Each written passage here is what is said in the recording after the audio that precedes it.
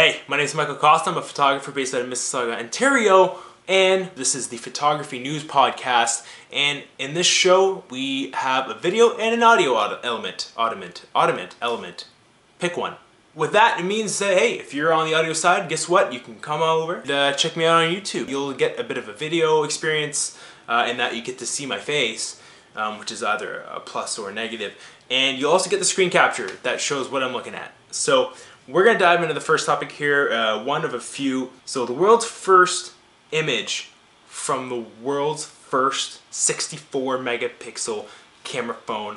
My God, why does everyone keep coming out with big megapixel cameras? Like, who cares, okay? Who actually cares? Why do we need so many megapixels? That's not even what makes a camera really good. Okay, so Redmi's behind this. That's the photo. And it's of a cat. Very smart, very smart.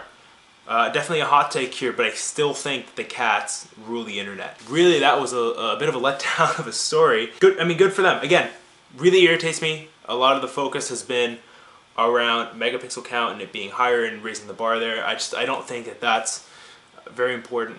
So looks like this story is gonna annoy me as well. New Canon EOS R has resolution way higher than the Sony A7R IV. Why is this a race right now? Funny enough, that phone camera that we were just talking about, higher megapixel count. Do you think it's gonna take better photos? I don't think so. According to the latest report, it will have a megapixel count way beyond the Sony A7R IV. That would mean Canon's next R system camera has a resolution higher than the 61 megapixel of the A7R IV, giving credence to the rumors that it could be in the region of 70 megapixels or higher. Why is this such a priority? I don't understand it. This news article is doing nothing but annoy me here. The best 4K camera for filmmaking in 2019. Looks like they broke this down by beginner,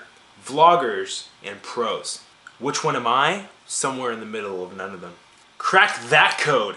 The best 4K cameras for filmmaking in 2019 for beginners, vloggers, and pros. So the first thing we see are two people not actually doing anything. Looks like it's actually a decent setup. You got the arm here, really interesting mount here. You got the audio ports, you have the triggers, and you just have two teenagers really just looking at Facebook or Instagram or they're giggling. Maybe they're swiping away on Tinder or something. They have, number one, the X-T3. I played around with this camera a little bit earlier in the year. Really cool camera. I've actually found that the autofocus was really choppy. It was hunting a lot. And so for that reason, I kind of disagree with them, especially for filmmaking. If you're vlogging, it's a bit more forgivable, but for a filmmaker, I really disagree with them actually on this. 60 frames per second on 4K thing, so megapixel count irritates me a lot. The other thing that irritates me, 4K is a massive deciding factor for a lot of people who don't actually need it. Like my beautiful monitor back here, like I can't even process 4K on that, right? So this is like high res, like, you know, 1080p. Even I don't have a monitor or device that can process 4K. So my point there is, when trying to source a camera, unless this is a body that you intend to have for the next 4 to 5 years, don't be too concerned about it being 4K capable.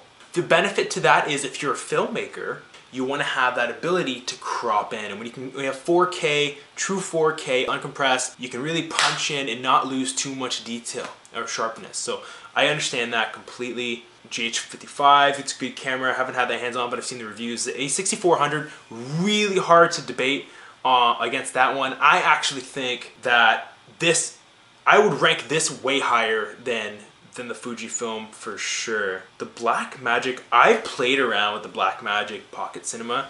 I just don't think it's worth the price point. The A7 III, they're saying, here's another camera that's the cheapest in its family, but the best for 4K. Hard to debate that. Uncompressed, uncropped, really good for 4K video. Z6, not a fan. Played around with it at Pro Fusion Expo here in Toronto. We had that earlier in the year. not a fan. Way too long to focus. It was hunting. It had a lot of struggles with a lot of things going on in the environment. There were a lot of people around, so I tried to focus on people as they went by. I know that sounds creepy, but that's the situation. I just couldn't get accurate focus, and sometimes it would hunt, and I was not happy. The D850, I played around with that when I was in New York. That thing focuses insanely fast. If you're a photographer and you got money to put down, it's hard for me to debate against the D850. That thing is just unreal. And finally, Nikon cameras with some pretty decent video. That was actually a cool little story there. I think I'm gonna cut it there though. The question of the day that I had here was, do you think phones will replace DSLR and mirrorless cameras within the next 50 years? Wow, I put 50 years. Q2, really bad for Canon.